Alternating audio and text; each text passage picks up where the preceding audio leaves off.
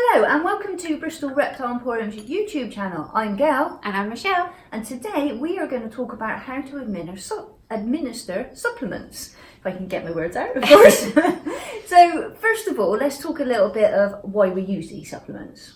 So supplements can be used across the board for a whole host of different reasons. They're something that we administer to lots of different species. So yeah, if you've got a wide selection of reptiles, you may be using different types of supplements. We have a selection of some of them here. This is by no means the full range of supplements that you can get. The selection that is now available is massive. So we're not looking at what the supplements do in this video, we're looking at how we administer them.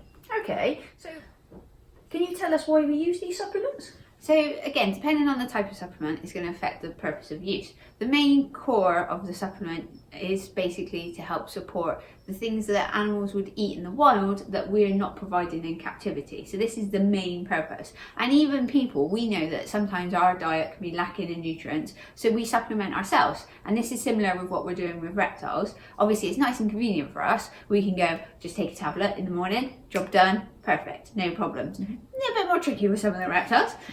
So that's why they're manufactured in powder form, so that we can administer them a little bit easier. Okay, and what reptiles would we use this with? Supplements should be used with a selection of different species. So you can be thinking along the lines of things like tortoises, chameleons, geckos. Most of the lizard species will have one or another type of supplement. One of the few species that we don't heavily supplement at the moment, but there is a possibility that this may change, is snakes. But otherwise, amphibians, lizards, and again, we don't really supplement inverts very heavily at the minute, but as we improve our knowledge of what the animals require, that could change. So yeah, as I say, it's really broad across the spectrum of animals that we keep. Okay. So as you can see, we've got a few things in our hands. What do we have here, Michelle? So Gail is holding a selection of different supplements that are available. As I say, a very small selection of different supplements that are available. There's a massive range now.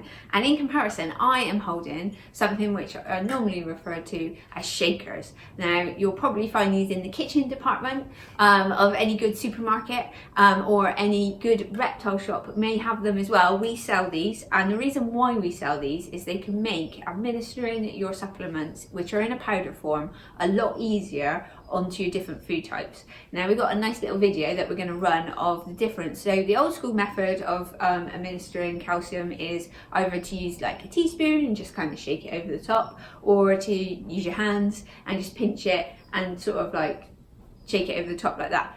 Both methods are not ideal. You do tend to get quite a lot of isolated administration, so it'll clump in one area, you know, you get a shake on, you get a load come off the spoon at one time.